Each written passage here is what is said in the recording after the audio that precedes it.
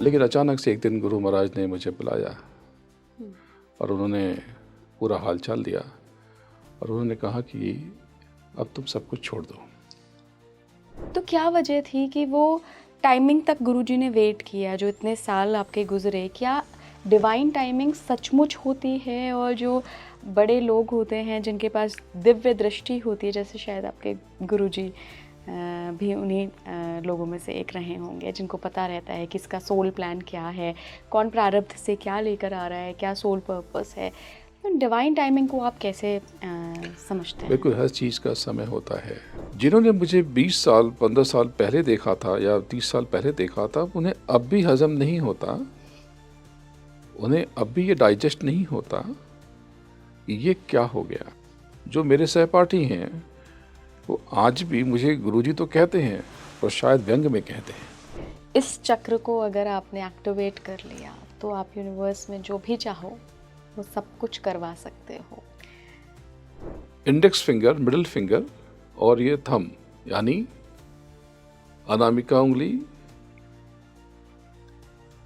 ये पहली उंगली और दूसरी यानी मध्यमा और ये अंगूठा, इसका स्पर्श करें और इन दोनों उंगलियों को इसमें लॉक कर दें। इस तरह बैठ जाएं। बोलचाल में इसको कुबेर मुद्रा कहते हैं। मैं कहता हूं कि ये कुबेर मुद्रा नहीं है, ये आज्ञा चक्र की मुद्रा है। यहां पर कुछ स्पंदन होगा, यहां पर कुछ हरकत होगी और फिर आज्ञा चक्र यहां से एक्टिवेट होना शुरू हो जाएगा। अगर इस चक्र को आपने जगा लिया तो आप ब्रह्मांड की दिशा बदल सकते हैं। तब हो सकता है कि आपकी आज्ञा पर सूर्य और चांद रास्ता बदल दें।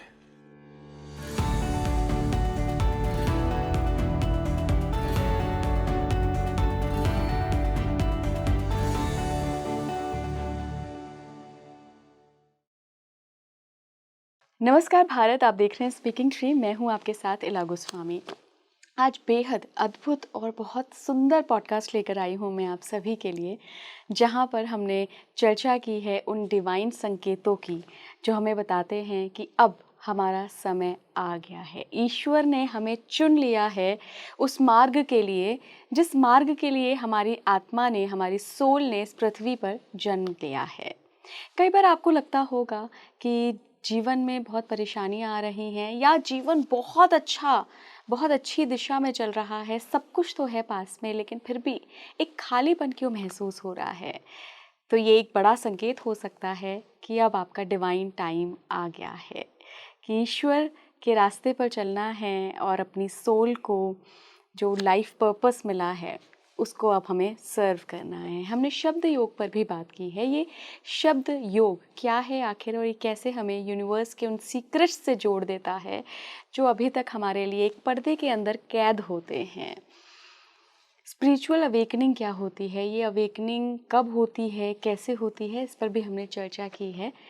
जो आज के मेरे मेहमान हैं वो आज तक कभी भी किसी भी पॉडकास्ट में शामिल नहीं हुए हैं। ये पहली बार है जब स्पीकिंग ट्री से आपसे वो रूबरू हो रहे हैं, और उनका जितना भी आध्यात्मिक ज्ञान है, जितने भी अनुभव हैं, सबको उन्होंने आज हमारे साथ साझा किया है। मैं बात कर रही हूँ सद्गुरु श्री दयाल जी का, रिनाउंड स्पिरिचुअल गुरु हैं। गुरु जी, बहुत बहुत स्वागत है आपका स्पीकिंग ट्री पर।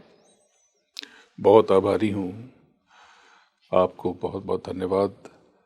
स्पीकिंग ट्री ये सच में ऐसा अनोखा पेड़ है, वृक्ष है, जो स्वयं में कल्प वृक्ष है।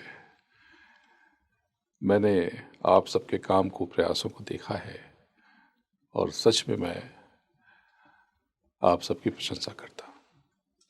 गुरु जी, पहली बार आज आप स्पीकिंग ट्री के पॉडकास्ट से जुड़ रहे हैं। आप यूँ तो सालों से जुड़े हुए हैं, लिखते आए हैं, लेकिन मेरे दर्शकों को आज पहली बार मौका मिलेगा आपके मुंह से वो ज्ञान सुनने का जो अभी तक शायद उनके लिए अनसुना था या एक नया विषय था। मैं बात कर रही हूँ शब्द योग की, जिस पर आप बहुत ज़ोर देते हैं कि शब्द योग के बारे में हर किसी को जानना चाहिए। यूनिवर्स से कैसे कनेक्ट करता है ये योग हमें।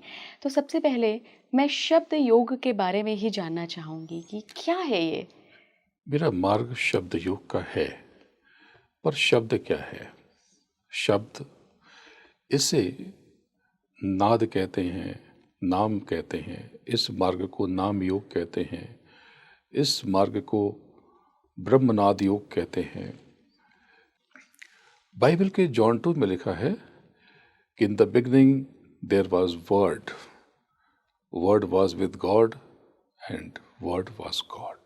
यानी आरंभ में कुछ नहीं था, आरंभ में केवल शब्द था, शब्द प्रभु के साथ था और शब्द ही प्रभु था। हमने ओंकार की बात की है, सुनी है। ये क्या है?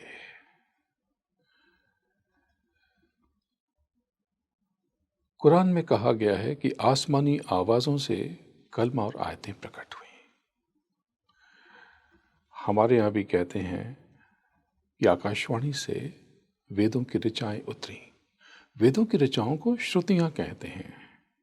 श्रुतियां यानी सुनी हुई, यानी शब्द। आपकी आत्मा इस देह में है, पंच भौतिक देह के भीतर है। भारतीय दर्शन कहता है, आध्यात्मिक दर्शन कहता है कि हमारा यह शरीर पंच तत्वों से निर्मित है, जल, पृथ्वी, अग्नि, वायु और आकाश। ये देह निर्मित है 5 तत्वों से। आपकी आत्मा का तत्व क्या है आपको पता ही नहीं है। आपकी आत्मा क्यों दिखाई नहीं पड़ती? क्योंकि आत्मा को इन चर्म चक्षुओं से देखा जा ही नहीं सकता, क्योंकि वो दृष्टिगोचर है ही नहीं, वो दिखने वाली चीज नहीं है। क्यों? वो सुनने वाली चीज है। आत्मा का तत्व है शब्द, और प्रभु का तत्व जो पूर्ण ब्रह्म है, उसका तत्व भी शब्द है।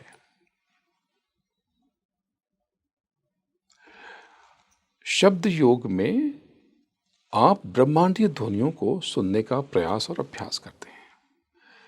आप कुछ देर बैठिए, अपने भीतर उतरिए, आपके भीतर इतनी ऊर्जा आ जाएगी जो आपकी 8 घंटे की नींद पूरा नहीं कर सकती। मुझे आप बताएं कि आप सोती हैं, हम सब सोते हैं, विश्राम करते हैं, तो हम फ्रेश कैसे हो जाते हैं? हम तरोताज़ा कैसे हो जाते हैं? हमें आराम कैसे मिलता है? तो आप ये कहेंगे कि हमारे मसल्स ढीले पड़ जाते हैं, रिलीज हो जाते हैं।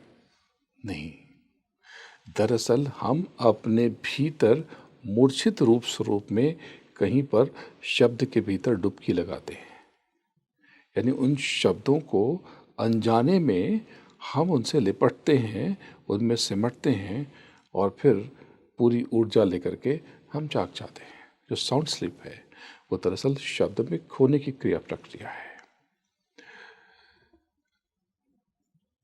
आपने कभी कानों को बंद करने के दरमियान कुछ झंझनाहट महसूस किया है? आप अपने कान यूं बंद करें कुछ देर, तो आपको कैसा लगता है? एक वाइब्रेशन सी, एक जैसे झिंगुर जैसी आवाज़ सुनाई पड़ती है। ये कैसी आवाज़ है? ये कहाँ से आई? हम सबको एक जैसी आवाज़ें क्यों सुनाई पड़ती हैं? और उन आवाज़ों को या उस आवाज़ को गौर से सुनिए। कुछ देर यूं बैठिए, या जैसे हम स्टूडियो में बैठे हैं, यहाँ भी फील हो रही है हल्की सी अपने भीतर वाइब्रेशन सी, ध्वनि तरंगों जैसी। उसे सुनने की कोशिश कीजिए। यह आवाज़ दरअसल घंटी जैसी आवाज़ है। इसलिए हिंदू दर्शन में, भारतीय दर्शन में, भारतीय अध्यात्म में एक छोटा सा इंस्ट्रूमेंट रख दिया गया है, घंटी। हर हिंदू के घर में एक छोटी सी घंटी अक्सर आपको दिखाई पड़ेगी। उसे ज़ोर से बजाइए। ये वही आवाज़ है जो आपको कान बंद करके सुनाई देती है। ये हमारे ऋषि मुनियों ने प्रतीक के तौर पर रखा है कि आपको ये आवाज़ पकड़नी है। अगर इन आवाज़ों को आप एकटक लगातार कुछ समय तक सुनने की कोशिश करेंगे, ये आवाज़ बदल जाएगी, इसके ऊपर नई आवाज़ सुनाई पड़ेगी। जब आप सुनने की कोशिश करेंगे तो आप पाएंगे कि अंदर पूरा ऑर्केस्ट्रा है, बहुत तरह तरह की ध्वनियाँ हैं। ऊपर के हर मंडल अगर हैं तो आप उसे महसूस कर सकते हैं। हमने ईश्वर की बात की, सुनी, प्रभु की बात की, सुनी। क्या आपने प्रभु को देखा है? नहीं देखा तो क्यों नहीं देखा? मुझे वो शेर याद आता है कि सामने है जो उसे लोग बुरा कहते हैं, जिसको देखा ही नहीं उसको खुदा कहते हैं। तो शब्द योग ये कहता है, मेरे गुरु महाराज ने, परम पूज्य बाबा जय गुरुदेव जी महाराज ने ये आभास और एहसास कराया, ये बताया कि अगर कोई प्रभु है, कोई परमात्मा है, तो उससे परिचय जीते जी ही हो सकता है, मरने के बाद आपको कुछ नहीं मिलेगा। यकीन कीजिए कि मरने के बाद सिर्फ हम अपने कर्मों के फल को भोगते हैं। कर्म प्रधान विश्व रचि राखा, जो जस करे सो तस फल चाखा। ये अलग विषय हो सकता है, हम कभी इस पर बात करेंगे। बहुत खूबसूरत सब्जेक्ट है, क्योंकि मैं ये यकीन करता हूँ कि आप तब तक आध्यात्मिक नहीं हो सकते, धार्मिक नहीं हो सकते, जब तक आप एक दूसरे की कद्र करना न सीखें, विरोधियों का भी आदर करना न सीखें। हमने किसी की निंदा की, किसी से घृणा की और किसी प्रभु की उपासना की, ये दोहरा काम नहीं हो सकता। ये दो चीज़ें, ये दो दिशाएं हैं, ये दोनों एक साथ नहीं चल सकती। आप दो नाव पे पैर नहीं रख सकते। घृणा का मार्ग दूसरा है, उपासना का मार्ग दूसरा है। उपासना का अर्थ क्या है? उपासना, अपने भीतर उतरना, स्वयं से परिचय करना, जिसे हम आत्मबोध कहते हैं। वो है क्या? हमने सब कुछ जाना है, ज्ञान विज्ञान जाना है, ये जाना वो जाना, ये सीखा, ये भाषा सीखी, यहाँ तक कि खाने और उठने बैठने का सलीका तक सीखा, कटोरी पकड़ना सीखा, डांस सीखा, म्यूजिक सीखा, सब कुछ सीखा, लेकिन हमने स्वयं को जानना नहीं सीखा। अगर आपने स्वयं को जान लिया तो सब कुछ जान लिया। आपने कुछ भी जाना और खुद को न जाना तो ये सब कुछ व्यर्थ है। विश्वास कीजिए। तो ये शब्द योग ये सिखाता है, स्वयं को जानो, खुद को पहचानो। गुरुजी, क्या स्वयं को जानने को ही हम एक आम भाषा में इनर अवेकनिंग कह देते हैं? बिल्कुल बिल्कुल। लेकिन इनर अवेकनिंग होगी कैसे? बहुत से लोग कहते हैं कि हम पढ़ लेते हैं, हमें बताइए कि इनर अवेकनिंग के लिए यानी आत्मबोध के लिए कौन सी पुस्तक पढ़ें, कौन सा शास्त्र पढ़ें या कौन सा ग्रंथ पढ़ें। नहीं, शास्त्र और ग्रंथ, उनमें सूचनाएं हैं, इन्फॉर्मेशन कह सकते हैं। बहुत से लोग कहते हैं कि शास्त्रों में ज्ञान है। मेरा मानना, मेरी धारणा थोड़ा भिन्न है। मैं कहता हूँ शास्त्रों में इन्फॉर्मेशन है, सूचनाएं हैं, जिन्हें हम अपने भीतर स्टोर करके, अंदर कुक करके, यानी अंदर उसे पका करके, अंदर चिंतन मनन और गहन विश्लेषण करके जब हम तैयारी करते हैं तो भीतर से ज्ञान प्रस्फुटित होता है। तो ज्ञान हमारे भीतर है, पुस्तकें और ग्रंथ उसका माध्यम बनते हैं। जैसे प्रभु को पाने के लिए हम मंदिर में जाते हैं। मेरा मानना और शब्दयोग का मानना थोड़ा भिन्न है। शब्दयोग कहता है कि प्रभु मंदिर में रहता है, लेकिन प्रभु जो जिस मंदिर में रहता है वो मंदिर कौन सा है? मंदिर यानी मन के अंदर, अपने भीतर, अपने अंदर। अगर प्रभु को पाना है तो आपको अपने भीतर जाना पड़ेगा। तो ये मंदिर व्यर्थ है, या मस्जिद या गुरुद्वारे, ये गिरजाघर, ये बेकार है? नहीं नहीं, ये तो एक जा कर के जब हम मंदिर और मस्जिद में जाते हैं तब हमें ये एहसास होता है, आभास होता है कि हमें अपने भीतर जाना चाहिए, प्रेरणा मिलती है। तो ये मंदिर तो बहुत काम के हैं, लेकिन इन मंदिरों को हमें माध्यम बनाना है, इनके द्वारा हमें इस मंदिर में जाना है।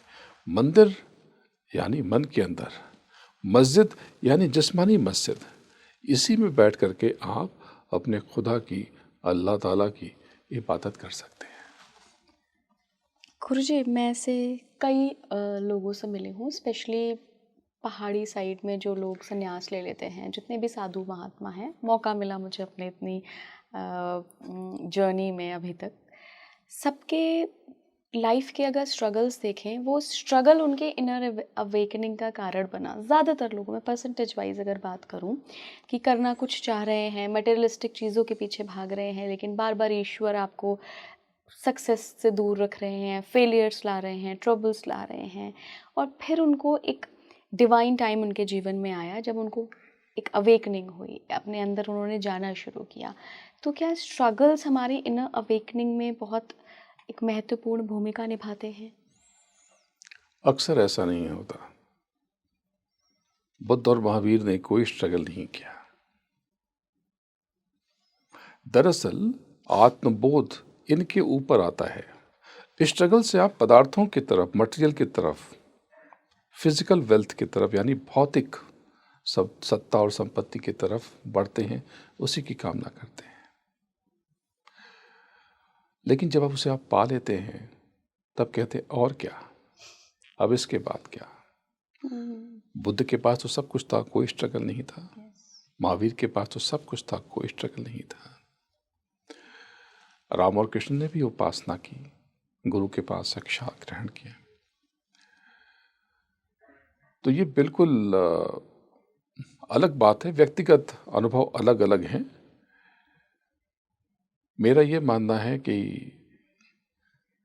आत्मबोध स्वयं की इंद्रियों पर नियंत्रण करके ही हो सकता है, स्वयं पर काबू कर पा करके ही हो सकता है। ये जो गणपति का कॉन्सेप्ट है, ये है क्या? बहुत उम्दा कॉन्सेप्ट है। गणपति, गण यानी इंद्रियां, इंद्रियों के अधिपति यानी मनुष्य, हम सब। जब आप इंद्रियों पे काबू पा लेते हो तो आपके भीतर से एक ऊर्जा का प्रस्फुटन होता है। आपके भीतर से जो प्रभु तत्व है, जो ईश्वरी तत्व है, जो परमात्मा का तत्व है, वो प्रकट होता है। यही अवधारणा जितेंद्र की है, जिसने अपनी इंद्रियों को जीत लिया हो, स्वयं पर काबू पा करके, अपने ऊपर नियंत्रण करके, अपने मनोभावों पर, अपनी इंद्रियों पर नियंत्रण करके, काबू पा करके ही प्रभु को पाया जा सकता है। संघर्ष से प्रभु की प्राप्ति, कई बार जब हम उन चीज़ों को तलाशते हैं और वो नहीं मिलती और विमुख होते हैं, तो यहाँ भी लौ लग सकती है, ये भी लौ लग सकती है, हो सकता है। लेकिन सबसे सरल तरीका है गृहस्थ आश्रम, यानी आप भौतिक चीज़ों में, भौतिक जीवन में रहते हुए भी, या रहते हुए ही आप सरलता से आप आत्मबोध कर सकते हैं। क्योंकि जो चीज़ें मिल जाती हैं ना, उसकी कीमत कम हो जाती है। बड़ा अच्छा शेर है कि दुनिया जिसे कहते हैं जादू का खिलौना है, मिल जाए तो मिट्टी है, खो जाए तो सोना है। जो चीज़ें मिल जाती हैं वो व्यर्थ लगने लगती हैं। क्यों डिवोर्स हो जाते हैं? जिसके लिए पागल हुए थे, शादी करने के लिए कितने परेशान हुए थे, कितनी तैयारियां की थी, प्लानिंग की थी, नाचे गाए थे, खेले कूदे थे, कई सालों की भविष्य की इनकम भी खर्च कर दी, लोन ले लिया, और फिर डिवोर्स क्यों हो जाता है? जिन चीज़ों को हम पा लेते हैं वो अर्थहीन लगने लगती है, वो व्यर्थ लगने लगती है। तो ये बहुत आसान तरीका है। इसलिए महापुरुषों ने ये पाया कि गृहस्थ आश्रम यानी संसार में रहते हुए प्रभु की प्राप्ति आसान है। अगर उसे हम जंगलों, कंदराओं में ढूंढेंगे तो हो सकता है कि हम बेसिक नेसेसिटी में फंस जाएं, रोज़मर्रा की ज़रूरतों में उलझ जाएं। ये संभावना अधिक है। तो जो आपने पूछा कि संघर्ष में हो तो सकता है, लेकिन संघर्ष में नए संघर्ष मिलते हैं। जीवन यापन का संघर्ष, तो सबसे सरल तरीका है आत्मबोध करने का। आप जो काम कर रहे हैं वो करते रहें, और बीच में जब आपको समय मिले आप अपने भीतर की यात्रा पर चल निकलें।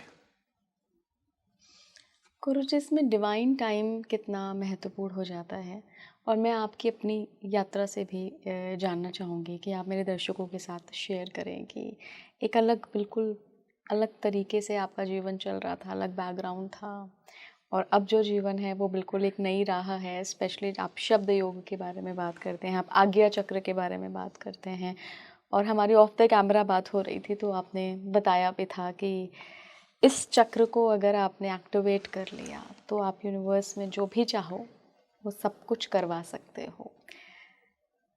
बहुत सारे प्रश्न आपने एक साथ पूछ लिए। व्यक्तिगत बात तो आध्यात्म में व्यक्तिगत बातों का कोई अर्थ नहीं है, पर जानकारी के लिए ज़रूरी है। तो मेरा जन्म बहुत सुंदर शहर में हुआ जो रोम की तरह प्राचीन है लेकिन अर्वाचीन भी है। काशी, बनारस, अद्भुत शहर, बड़ी सुंदर गलियां। वहीं पर दो मंदिर बहुत प्रख्यात हैं, काशी विश्वनाथ और काल भैरव। तो काल भैरव मंदिर यही मेरा जन्म स्थान है, यानी काल भैरव मंदिर के बिल्कुल नज़दीक 2-3 इमारत छोड़ करके मेरा आज भी वहाँ पर जन्म स्थान है। तो मेरा जन्म बनारस में हुआ और जन्म के साथ ही गुरु महाराज ने मेरा नामकरण किया सदगुरु। मेरे पिता को ये नाम पसंद नहीं आया तो उन्होंने नाम रखा आनंद। उन्होंने कहा ये तो बूढ़ों का नाम है। जब गुरु महाराज को ये पता चला कि घर वालों ने नाम रखने से मना कर दिया है तो बहुत हंसे और उन्होंने कहा कि इससे होगा क्या, दुनिया इससे तो उसी नाम से जानेगी जो मैंने रखा है। तो लोगों ने कहा कि ये नाम कैसे ऐसे रखेंगे, तो लोग कहेंगे श्री सदगुरु। बोले नहीं, इसको लोग कहेंगे सदगुरु श्री। सारा श्री इसके नियंत्रण में होगा, सारा वैभव इसके आगोश में होगा। तो ये बात तब समझ में नहीं आई, लेकिन ये सुनता हुआ मैं थोड़ा बड़ा हुआ तो मेरे पिताजी का रुझान हो गया गुरु महाराज की तरफ और वो भी कनेक्ट हो गए। मेरे गुरु महाराज ने मुझे एक तरह से अंगीकार कर लिया, स्वीकार कर लिया। बोलचाल की भाषा में हम ये समझ लें कि इन्होंने ले लिया तो लोगों ने कहा कि इन्होंने अपने इकलौते बेटे को साधु बना दिया। गुरु महाराज के पास रहा और बाद में गुरु महाराज ने मुझे वापस घर भेज दिया और उन्होंने कहा कि अब तुम घर जाओ। मैंने कहा नो, आई एम मंक। उन्होंने इंग्लिश भी पढ़ाई, मुझे बहुत सी चीज़ें पढ़ाई। तो मैंने कहा कि मैं तो मंक हूँ, मैं तो साधु हूँ, मैं नहीं जाऊँगा। तो उन्होंने कहा कि आगे आने वाले समय में जब साधु बदनाम होने लगेंगे तो तुम्हारे जैसे साधुओं की ज़रूरत पड़ेगी, तुम्हारे जैसे लोगों की आवश्यकता होगी जिनके बारे में लोग जानते हो कि इनके रूट्स क्या हैं, इनकी जड़ें क्या हैं, कहाँ हैं, ये किस लिए हैं, ये क्या देने आए हैं, कुछ लेने तो नहीं आए हैं। तो तब मुझे ये बात समझ में नहीं आई। तो ये शिक्षा दीक्षा बहुत प्रेस्टिजियस विश्वविद्यालय में हुई, काशी हिंदू विश्वविद्यालय, बनारस हिंदू यूनिवर्सिटी, महावना का प्रांगण आज भी दिल में बसता है। उस प्रांगण में मैं पनपा, बड़ा हुआ। कई स्कूलों में शिक्षा दीक्षा हुई। बनारस में एक बड़ा प्रतिष्ठित स्कूल है क्वींस कॉलेज, तो वहाँ पर कुछ थोड़ी बहुत पढ़ाई हुई। और एक स्कूल है गणेश शिशु सदन, फिर वहाँ से अग्रसेन महाजनी महाविद्यालय, इन सब प्रांगणों से गुजरता हुआ मैं काशी हिंदू विश्वविद्यालय पहुँचा और वहाँ से मैंने ग्रेजुएशन किया। उसके पहले मैं साइंस का विद्यार्थी था, तो मेरा एडमिशन मेडिकल कॉलेज में हो गया था CPMT के थ्रू। पहले PMT और CPMT हैं, आज तो नीट है। उस समय PMT, CPMT और इस तरह के एग्ज़ाम हुआ करते थे। तो मेरे गुरु महाराज ने मुझे मना कर दिया कि नहीं, तुम्हारा जन्म किसी और काम से हुआ है। और कारण के लिए तुम हो। फिर मैंने विश्वविद्यालय में दाखिला लिया, वहाँ से इकोनॉमिक्स ऑनर्स में ग्रेजुएशन किया। फिर मेरा प्रवेश मैनेजमेंट का कोर्स उसमें हो गया, लेकिन वहाँ पे पढ़ाई पूरी नहीं की। फिर जर्नलिज्म में दाखिला लिया और पढ़ाई तो पूरी की, लेकिन एक पेपर नहीं दिया, वॉकआउट हो गया था। उसके बाद मैं मुंबई चला आया। रेडियो से मैं जुड़ा रहा, आकाशवाणी वाराणसी और आकाशवाणी मुंबई से मैं नियमित रूप से जुड़ा रहा। और फिर मैं मुंबई आ गया। मेरा परिवार रत्नों के व्यापार में कई पीढ़ियों से रत रहा। मेरे पूर्वज जो कि पहले रॉयल फैमिली से जुड़े थे और रत्नों के पारखी कहे जाते थे और रत्नों के कारोबार से थे, कई पीढ़ियों से हमारे यहाँ ये कारोबार होता था। हमारे फोरफादर्स यानी हमारे पूर्वज बड़े बड़े राजो रजवाड़ों को, जैसे निज़ाम हैदराबाद और कई बड़े राज परिवारों को रत्न दिया करते थे। तो उस परिवार से मेरा संबंध था, इकलौता बेटा था। और शिक्षा दीक्षा के पश्चात तुरंत मैं बहुत कम उम्र में मैं बम्बई आ गया। वहाँ भी हीरो के कारोबार से जुड़ा, लेकिन काफ़ी उन्नति प्रगति करते करते उतार और चढ़ाव को देखते देखते फिर मैं कॉर्पोरेट वर्ल्ड में आ गया और मैंने बहुत लंबा समय कॉर्पोरेट में बिताया। एक बड़ी इंडियन मल्टीनेशनल कंपनी में मैं सीनियर वीपी रहा लंबे समय तक और बहुत अच्छी खासी तनख्वाह थी। कैमरे में बताना ठीक नहीं है। सब कुछ बहुत सुंदर था, सब कुछ बहुत अच्छा चल रहा था, बहुत अच्छी तनख्वाह भी थी, अच्छा जीवन था। लेकिन अचानक से एक दिन गुरु महाराज ने मुझे बुलाया और उन्होंने पूरा हाल चाल दिया और उन्होंने कहा कि अब तुम सब कुछ छोड़ दो। तो मैंने कहा भी ये कैसे संभव है? नई नई शादी हुई थी, मेरा पुत्र बहुत छोटा था। तो उन्होंने कहा कि तुम सच्चे साधु हो। एक साधु झोपड़ी से शुरू करता है और मठ, आश्रम और महल के सपने देखता है। तुम तो पहले से ही महल में पैदा हुए हो। अब तुम्हें न तो इसमें कोई आकर्षण नजर आएगा, न कोई लोभ तुम्हारे भीतर पांव पसार पाएगा। अब तुम सच्चे सन्यासी हो, अब तुम पूर्ण रूप से आध्यात्मिक हो। तो ऐसा करो कि पहले पश्चिम से शुरू करो, पहले पश्चिम को जगाओ और वहाँ बीज फैलाते हुए जब यहाँ तुमसे लोग जुड़ जाएं तो अब यहाँ पे भी लोगों के लिए काम करना।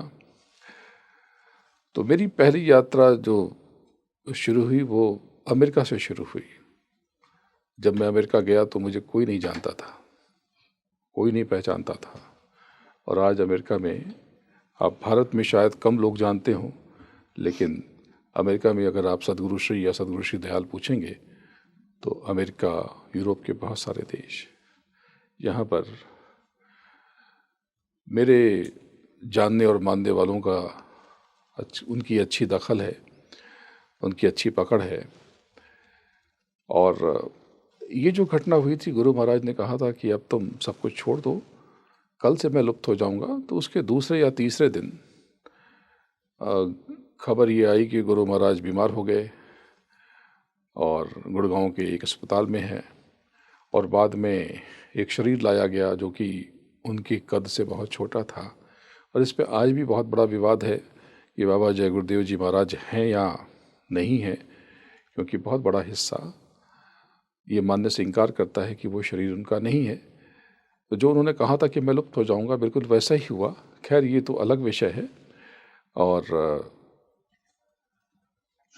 तब से अब तक एक नए सफ़र पे मेरे जीवन की यात्रा चल रही है।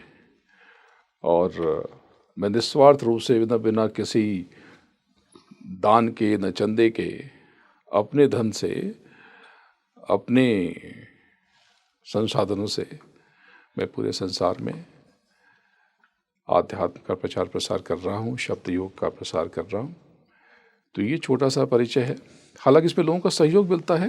पहले मुझे कोई नहीं जानता था, होटलों में रुकना पड़ता था, लेकिन अब तो विश्व के करीब 100 से ज़्यादा शहरों में मेरी प्रेजेंस है और 60 से ज़्यादा शहरों में मेरे पास रहने के लिए स्थान है। तो बिना आश्रम बनाए मैंने लोगों के दिलों में आश्रम बना लिया और मैं बहुत वेल्दी महसूस करता हूँ कि विश्व के किसी भी शहर में, किसी भी कोने में मैं आसानी से जा सकता हूँ।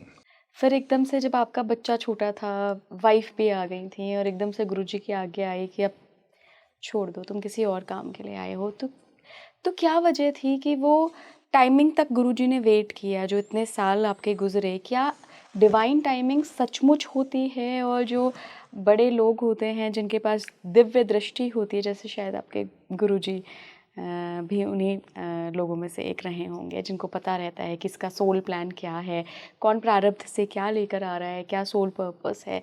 तो डिवाइन टाइमिंग को आप कैसे समझते हैं? बिल्कुल, हर चीज़ का समय होता है। जैसे एजुकेशन का एक समय होता है, वैसे तो कोई उम्र नहीं होती, लेकिन चौथी, पाँचवीं, छठी में जाने का समय होता है, ग्रेजुएशन करने का समय होता है, विवाह का भी समय होता है और विश्राम का भी समय होता है। सुबह हम ब्रेकफास्ट करते हैं, ऐसी चीज़ें खाते हैं जो हमें तरोताज़ा रखे। बहुत तीखा या मसालेदार खा लेंगे, चटपटा खा लेंगे, तो हो सकता है आपका दिन खराब हो जाए। तो ये इसमें समय की गणना बहुत ज़रूरी है। सब कुछ निश्चित है, आपके कर्मों से सब कुछ निश्चित है। जिन्होंने मुझे 20 साल, 15 साल पहले देखा था या 30 साल पहले देखा था, उन्हें अब भी हजम नहीं होता, उन्हें अब भी ये डाइजेस्ट नहीं होता कि ये क्या हो गया। जो मेरे सहपाठी हैं वो आज भी मुझे गुरुजी तो कहते हैं और शायद व्यंग में कहते हैं, क्योंकि जिसने बीज देखी हो उसको नहीं पता होता कि इस बीज में सुगंध भी है, महक भी है, रंग भी है, रूप भी है, सौंदर्य भी है। आम की गुठली को देख करके बिल्कुल पता नहीं चलता कि इसमें हजारों और लाखों आम हैं, इसमें रस है, इसमें गंध है, महक है। तो जिसने गुठली देखी हो और उससे बताया जाए कि इसमें रस है, वो तो हंसेगा। अनभिज्ञता है, अनभिज्ञता है, उसे पता ही नहीं चलेगा। तो ये टाइमिंग की बात है, हर चीज़ का समय होता है। आज आप इस चेयर पे बैठी हैं और हम लोग बात कर रहे हैं, तो इसका भी समय है। हर चीज़ का समय होता है और ये समय निश्चित है। ये काल गणना, ये बहुत अद्भुत विज्ञान है। कभी वक्त मिला तो इस पर भी बात करेंगे। एक काल गणना, ये ज्योतिष के अधीन आता है। तो ज्योतिष के बारे में थोड़ा सा बताता चलूं कि ज्योतिष क्या है। ज्योति में बैठा ईश, आध्यात्म में इनको ईश्वर कहते हैं। ईश्वर को जानने वाला ही ज्योतिषी होता है। जिसने ईश्वर को जाना वही काल गणना को जान सकता है। किताबें पढ़ करके ज्योतिषी नहीं बन सकते। जैसे अभी हम लोग बात कर रहे थे तो आपने कहा कि ये सारी भविष्यवाणियां हम लोग ज्योतिष पे बात करें। मैंने कहा कि नहीं, पहले आध्यात्म पे बात करते हैं। तो लोग मुझे आज भी कहते हैं कि आपकी भविष्यवाणियां इतनी सच कैसे हो जाती हैं। तो मैं ये बताता हूँ कि मैं देखता हूँ, मुझे महसूस होता है। यही शब्द योग की खूबी है, यही शब्द योग की विशेषता है। ये बहुत वैज्ञानिक मार्ग है। मुझे आप बताइए कि हिंदू धर्म, ये धर्म क्या केवल कथाओं का है? नहीं। या कोई कर्मकांडों का है? कर्मकांड पूजा नहीं है, कर्मकांड उपासना नहीं है, साधना नहीं है, कर्मकांड साधना नहीं है, कर्मकांड आराधना नहीं है, कर्मकांड कर्म है। जब कोई पुरोहित आपसे पूजा पाठ कराता है तो बातचीत में कहता है कि हमने कर्म कराया। ये क्या कर्म है? उस कर्मिक क्रियाकलाप है, उसमें होम हवन है। होम क्या है, हवन क्या है? कभी आपने सोचा है? तो बहुत से लोग कहते हैं कि वायुमंडल से शुद्ध हो जाता है। नहीं, सिर्फ इतना ही नहीं है। ये पंच भौतिक देह 5 तत्वों की है, लेकिन इसके ऊपर भी शरीर है। भारतीय दर्शन, भारतीय आध्यात्म कहता है कि इसके ऊपर शरीर है, उसको अंड सृष्टि कहते हैं या लिंग देह कहते हैं, लिंग जगत कहते हैं। वो कहते हैं कि इसके ऊपर जो संसार है वो डिफरेंट एलिमेंट्स हैं, वो 17 तत्वों का संसार है। 5 ज्ञानेंद्रियां, 5 कर्मेंद्रियां, 3 गुण और 4 अंतःकरण। उनका जो शरीर है वो डिफरेंट है, वो पारदर्शी है। दोनों आंखें आई बॉल्स बन जाना, आईब्रोज बन जाना, नाक बन जाना, होंठ बन जाना, और तिलक भी है, तिलक, थर्ड आई बन जाना, ये लकीर बन जाना, ये कैसे बन सकती है? क्योंकि जो शिव जिनकी आप बात कर रहे हैं उनको शंकर कहते हैं, उनको महाईश कहते हैं, उनको महादेव कहते हैं। उनकी देह भी 17 तत्वों की है और उनका जो भोजन है ये लड्डू पेड़े ये नहीं है, ये मिठाइयाँ और ये पदार्थ नहीं है। ये उनका जो भोजन है वो महक है, सुगंध है, गंध है। इसलिए हर धर्म में, लेकिन हिंदू धर्म ये धर्म है, धर्म यानी कर्तव्य। तो धर्म और आध्यात्म एक नहीं है। धर्म का अर्थ है कर्म का बोध और आध्यात्म का अर्थ है स्वयं का बोध। आध्यात्मिक होने का मतलब है खुद को जानना, स्वयं को पहचानना। धार्मिक होना अलग है, आध्यात्मिक होना अलग है। तो मैंने शुरू में जो कहा कि हम किसी प्रभु को प्राप्त करें या प्रभु को प्राप्त करने की कोशिश करें, लेकिन हमारे भीतर ब्लॉक्स हों, अवरोध हों, हम बायस्ड हों, पूरा ग्रह से ग्रसित हों, यकीन मानिए हमें आत्मबोध नहीं हो सकता है। इसके लिए बड़ा सरल तरीका है कि सहज हो जाएं, सरल हो जाएं। जो जैसा है वो ऐसा है। अगर कोई आपके विरोध में, तो आप खुद को विड्रॉ करें, आगे बढ़ें, हर चीज़ में न उलझें। अब विषय से थोड़ा सा भटक जाएंगे, लेकिन ये ज़रूरी बात एक याद आ गई। आप मुझे बताइए कि अगर मैं आपसे आर्गूमेंट करूं, आप कुछ और मानती है, मैं कुछ और मानता हूं, मैं आपको बहस में पराजित कर दूं, शास्त्रार्थ करूं या बहस करूं, आर्गूमेंट करूं और मैं आपको परास्त कर दूं, हरा दूं, क्या आप मुझे इनाम देंगी? क्या मुझे आप अवार्ड देंगी या आप मेरा पैर छू लेंगी? नहीं, आप मुझे नापसंद करना शुरू कर देंगी, आप मुझसे दूरी बना लेंगी, आप मुझसे घृणा करेंगी, आप मुझे अपना विरोधी समझेंगी, आप मुझसे तत्क्षण अलग हो जाएंगी। निश्चित रूप से अब हम दोनों टूट गए, हम दोनों अलग हो गए। क्या हासिल हुआ बहस से? क्यों करना बहस? ये बहस, ये विवाद, मैं सही हूँ तुम गलत हो, ये सोच ही गलत है। कोई गलत नहीं होता, दृष्टिकोण गलत है। ये पीछे आपके जो पौधे लगे हैं, बड़ा सुंदर वृक्ष है, अंदर लगा हुआ है, ये हरियाली, ये मेरे सामने है, लेकिन क्या आपके भी सामने है? नहीं, आपके पीछे है। कौन सच बोल रहा है, मैं या आप? दोनों अपनी जगह सही हैं। दोनों का दृष्टिकोण अलग है, दोनों के एंगल अलग हैं, दोनों के कोण अलग अलग कोण में अलग अलग जगह हम प्लेस्ड हैं, अलग अलग जगह हम बैठे हैं। किसी को गलत क्यों समझना? वो जो मानता है वो मानता रहे। आप अपने विचारों पर दृढ़ हैं। आप ये बताएं कि मैं ऐसा मानती हूँ क्योंकि मैं ये जानती हूँ।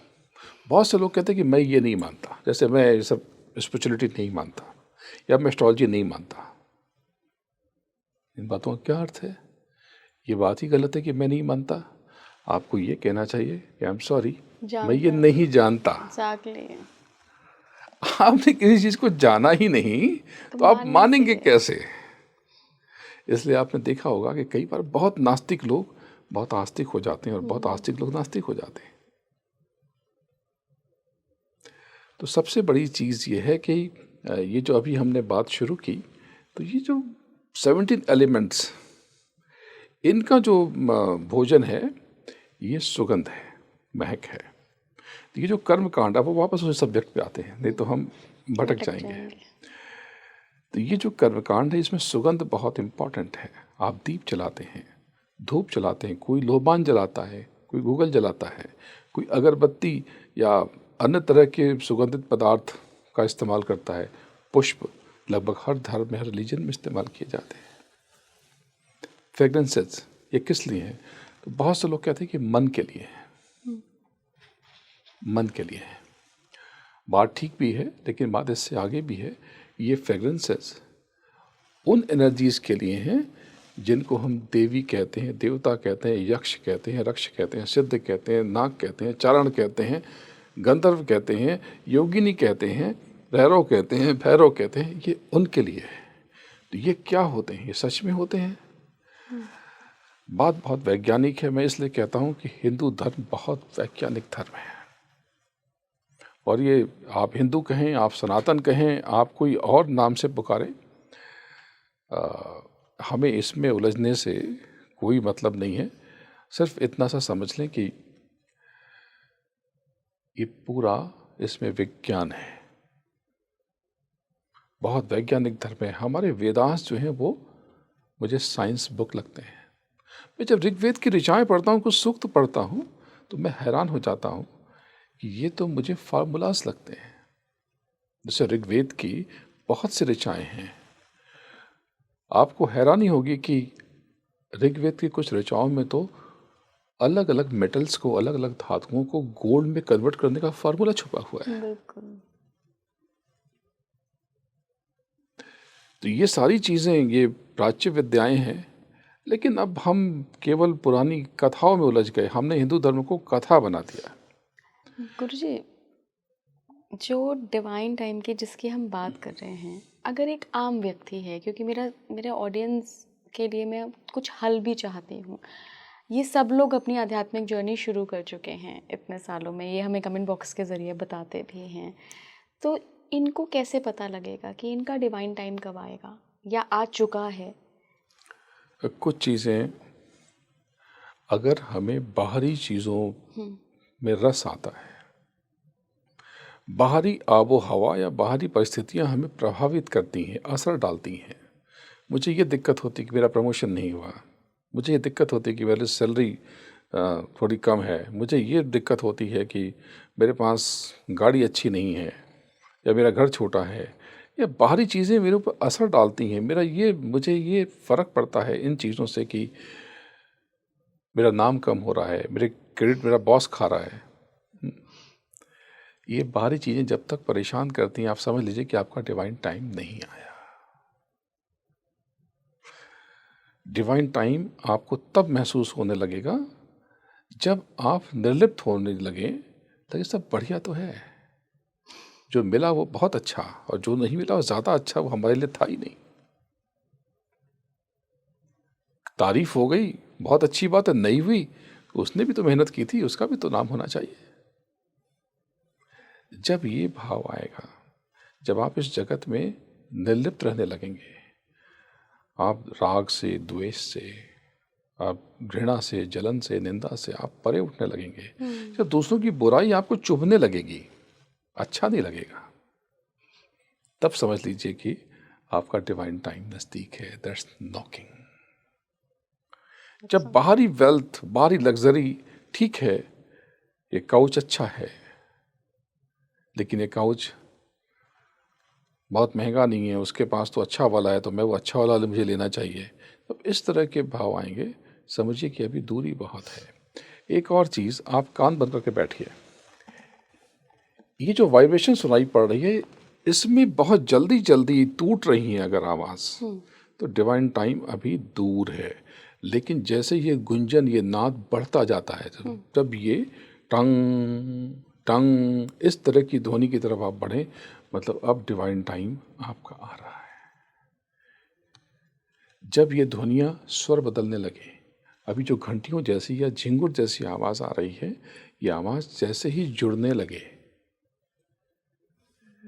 ये आवाज़ जितनी लंबी होती चली जाए, जब ये आवाज़ किसी घंटे, शंख या किसी मृदंग या किसी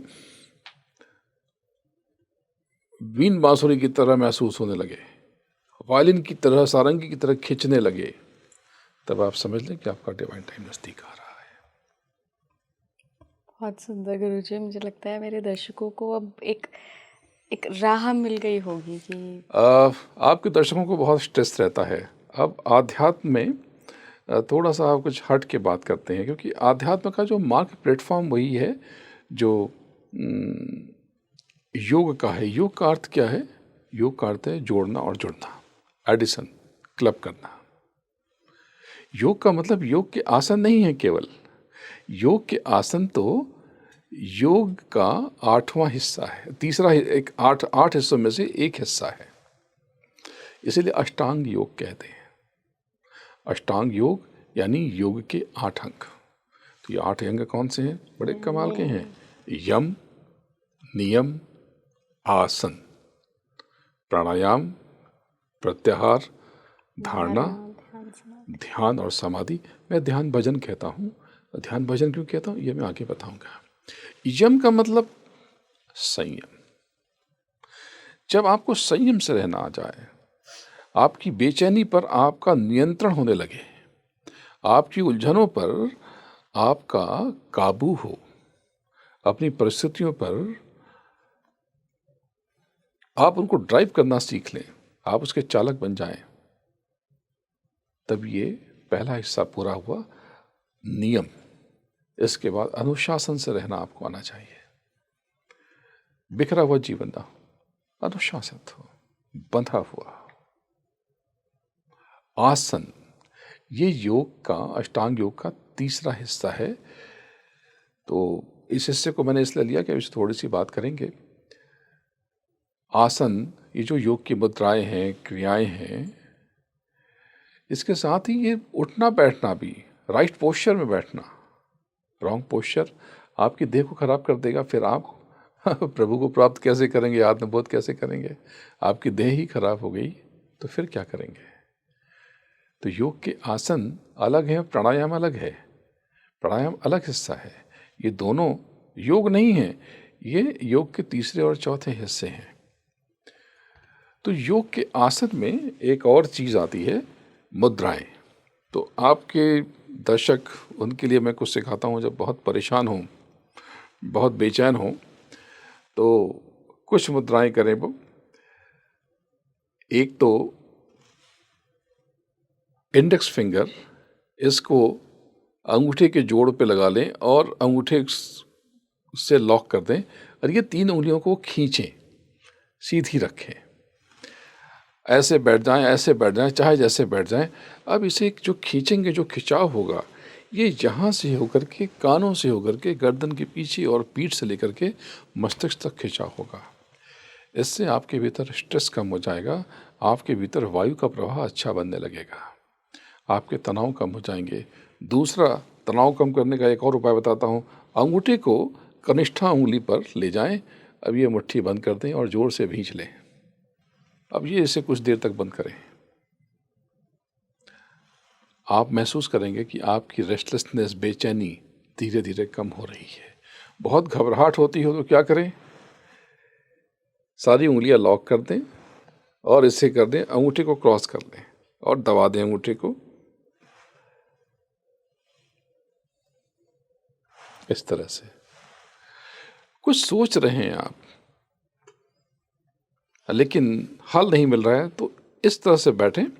यूं बैठने से आप उन्नति की तरफ जाते हैं, लेकिन थोड़ा सा दबाव बनाएं तो जो विचार अटके पड़े हैं, रुके पड़े हैं, आप महसूस करेंगे कि अब वो मूर्त रूप ले रहे हैं। ये हमारे योग की ताकत है। अभी तो मैंने कुछ सिखाया नहीं है, कुछ बताया नहीं है, अभी तो बहुत कुछ बताना बाकी है। गुरुजी, और मुझे लगता है कि आज दर्शकों को चलिए लग मैं रहा एक होगा। और चीज़ सिखाता हूँ, एक और चीज़ बताता हूँ आपको। वेल्दी बनने का तरीका सिखाता हूँ, आगे और भी बताऊंगा। आपको भौतिक समृद्धि चाहिए, भौतिक समृद्धि कर्मों से आती है। तो सेवा ज़रूर करें। आप जब घर से निकलते हैं तो कोशिश करें कि किसी की मदद करते हैं। रोज आप किसी की मदद का नियम बना लें। बहुत आसान तरीका है। आप वीकेंड्स में आप बाहर निकले, अगर मॉर्निंग वॉक करते हैं तो बड़ा अच्छा, नहीं करते तो शुरू करते हैं। और एक ग्लव्स पहन लें, नहीं है तो हाथ में पॉलीथीन बांध लें। एक थैला रख लें और धरती से अपने घर के आसपास गंदगी 2 4 10 गार्बेज कचरे कूड़े या कैन पड़ी हैं, प्लास्टिक की बॉटल्स पड़ी हैं, उसको उठा करके सही जगह प्लेस करने की आदत डालते हैं। ये क्या है? ये धरती की सेवा है और सारी वेल्थ धरती के भीतर है। दूसरा, लोगों की हेल्प करने की आदत रखें। सेवा का भाव कितना कर पाते हैं ये अलग बात है। आपके घर कोई सामान डिलीवरी करने भी आया है तो कम से कम पानी ज़रूर पूछ लें उससे। और गर्मी बहुत होती है अगर आपके शहर में, तो अगर आप अपनी गाड़ी से जाते हैं तो गाड़ी में अपनी कार में कुछ ठंडे पानी की बॉटल्स रखें और देख लें, कोई लगता है कि बहुत प्यासा है तो कांच नीचे करके उससे पानी पकड़ा दें, चाहे तो शरबत पिला लें, उसे कुछ शक्कर मिला लें, नींबू मिला लें, जिससे उसे आनंद आ जाए। ये छोटे छोटे क्रियाकलाप हमेशा आप सेवा का भाव रखें और ऑफिस में अपने कलीग्स को ऊपर बढ़ाने की कोशिश करें, क्रेडिट देने की कोशिश करें। जब आप दूसरों के नाम की चिंता करेंगे, आपका नाम तो स्वमेव हो जाएगा। बहुत सुंदर, बहुत सुंदर किसी गुरुजी। को नीचे गिराने की कोशिश न करें। बिल्कुल। अगर आप किसी से बेहतर नाम चाहते हैं ना, उससे बढ़िया काम करें। यानी पुरानी कहावत जो है, किसी लकीर को छोटी करनी है तो उसे काटने के चक्कर में न पड़े, उसे उसके हाल पे छोड़ दें, अपनी लकीर बड़ी करें। अपनी लकीर बड़ी कर लें। बहुत सुंदर गुरुजी। ये सारे ब्लॉक से आप जैसे ही बाहर निकलेंगे, आप भौतिक रूप से समृद्ध होने लगेंगे। तो एक मुद्रा बच्चे सिखा देता हूँ। इंडेक्स फिंगर, मिडिल फिंगर और ये थंब, यानी अनामिका उंगली, ये पहली उंगली और दूसरी यानी मध्यमा और ये अंगूठा, इसका स्पर्श करें और इन दोनों उंगलियों को इसमें लॉक कर दें। इस तरह बैठ जाएं। बोलचाल में इसको कुबेर मुद्रा कहते हैं। मैं कहता हूं कि ये कुबेर मुद्रा नहीं है, ये आज्ञा चक्र की मुद्रा है। यहां पर कुछ स्पंदन होगा, यहां पर कुछ हरकत होगी और फिर ये आज्ञा चक्र यहां से एक्टिवेट होना शुरू हो जाएगा। शरीर में 7 चक्र हैं, मूलाधार चक्र से लेकर के सहस्रार चक्र तक ये 7 चक्र हैं। मूलाधार चक्र, लिंग चक्र, नाभि, हृदय, कंठ, आज्ञा और सहस्रार। सबसे इंपॉर्टेंट चक्र आज्ञा चक्र है। इस चक्र से, इस मुद्रा से आज्ञा चक्र धीरे धीरे धीरे धीरे एक्टिवेट होने लगता है। और आज्ञा चक्र वो चक्र है, अगर आपने इसे एक्टिवेट कर लिया तो सब कुछ एक्टिवेट कर लिया। इसीलिए इसको किसी और नाम से नहीं पुकारा गया, इसको आज्ञा चक्र कहा गया। यानी ये वो चक्र है, ये वो चक्र है, इसे अगर आपने जगा लिया, जागृत कर लिया, तो आप जो आज्ञा देंगे वो पूरी हो जाएगी। आप साधु सन्यासी जगा लेते हैं तो कहते हैं जाओ तुम्हारा भला हो जाएगा, जाओ आशीर्वाद। तब आप सच में आशीर्वाद देने के काबिल बन जाएंगे। अगर इस चक्र को आपने जगा लिया तो आप ब्रह्मांड की दिशा बदल सकते हैं। तब हो सकता है कि आपकी आज्ञा पर सूर्य और चांद रास्ता बदल दें। ऐसा होगा नहीं क्योंकि आप ऐसा करेंगे नहीं, लेकिन आप करने के काबिल बन जाएंगे। जैसे कि आप इस प्रॉपर्टी को ओन करते हैं तो आपका मन हो गया तो आप यहाँ पे तोड़ दें और यहाँ पे विंडो बना लें। आप बनाएंगे नहीं क्योंकि उसके लिए फिर लोकल अथॉरिटीज इसमें इन्वॉल्व होंगी, लेकिन एक बार तो आप तोड़ ही सकते हैं क्योंकि ये आपका है। तो इसी प्रकार से ये आज्ञा चक्र अगर आप जागृत कर लेते हैं तो सहस्रार अपने आप खुल जाता है। सहस्रार यानी सहस्त्रों पंखुड़ियां ऊपर की तरफ उन्मुख हो जाती हैं। जैसे ही आज्ञा चक्र जागृत हुआ, ये महाद्वार, ये मुख्य द्वार खुल गया और आपने देखा अगम अगाध। आप स्वयं के अद्भुत रूप को सबसे पहले देखते हैं और बाद में आपको समझ में आता है कि मेरा प्रभु तो मेरे भीतर ही था।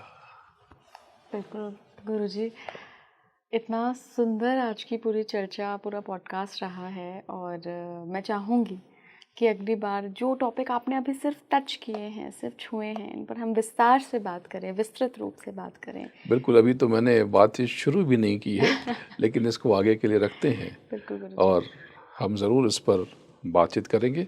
तब तक अपने दर्शकों को मैं एक चीज़ सिखाता हूँ कि शब्द योग में बहुत महत्वपूर्ण क्रिया है भजन। भजन का मतलब गाना गाना नहीं, ये बाहरी गायन है, ये बाहरी भजन है। दरअसल भजन का अर्थ होता है, भजन से आशय है अंतर्ध्वनि को सुनना, ब्रह्मनाद को सुनना। तो उसके लिए सबसे आवश्यक क्रिया है कि बाहरी कानों को बंद करके कुछ देर आप बैठने का प्रयास करें, सरलता से सहजता से बैठ जाएं। किसी योग्य गुरु से, किसी पूर्ण गुरु से आप मार्ग ले लें।